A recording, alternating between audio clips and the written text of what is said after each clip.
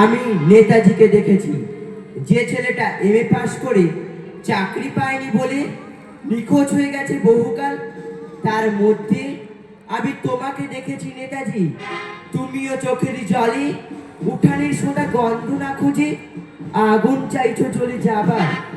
আমি প্রীতিলতাকে দেখেছি, যে মেয়েটা টিউশন থেকে ফেরার পথে একালে রোমিওর লালসার শিকার হয়ে এখনো নিখোঁজ।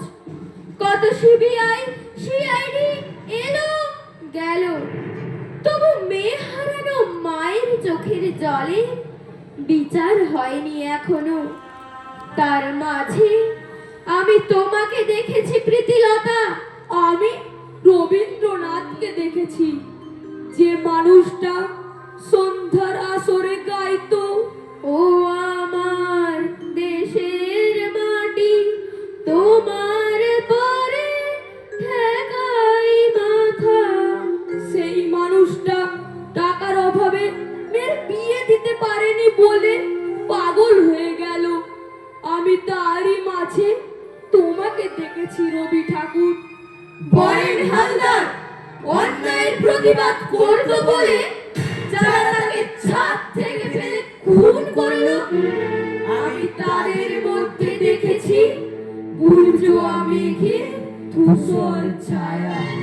তুমি কি বলতে পারো মন্ত্রী মশাই কেন বাড়ি ফিরছে না? আর পরমেশ্বরের চাকুরি প্রার্থী ছেলে চাকরির দাবিতে মিছিলে হেঁটে কেন সে হারিয়ে গেল?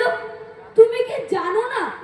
জানো মন্ত্রী মশাই, তোমাকে ভোট দেয়নি বলে যে যুবকটা জিভ কাটা গেছে আচ্ছার, যে বৃদ্ধ মানুষটার খুলি উড়িয়ে দেওয়া হয়েছে অবলীলায়, যে যুবতী আর মুখ দেখাতে পারে না লজ্জায়, তারা আজও গাইতে চেষ্টা করে বাংলার মাটি বাংলার জল, বাংলার বায়ু বাংলার ফল, পূর্ণ হোক পূর্ণ হোক পূর্ণ হোক হে ভগবান। প্রতিবাদীর কথা তুমি শোনো না কেন? চাষিদের কেন তুমি বন্দুকের নল দেখাও? পেট্রোলের দাম বেড়েছে বলে যে ছেলেটা সোচ্চার হয়েছিল তাকে কেন জেল খাটতে হবে? শুকুর মিয়া মন্দিরে ঢুকেছিল বলে তার বিচার কেন হবে?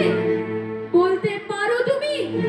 সত্য সন্ধানী সাংবাদিককে কেন পিটিয়ে মেরে ফেলা হবে? তুমি কি বলতে পারো? তবু তারা আজও দগ্ধ শরীরে মনে উচ্চারণ করে সারে জাহাঁ সে আচ্ছা, হিন্দুস্তান হামারা হামারা, সারে জাহাঁ সে আচ্ছা। নীরব থাকতে শিখি, তাই বিচ্ছুতি চাই।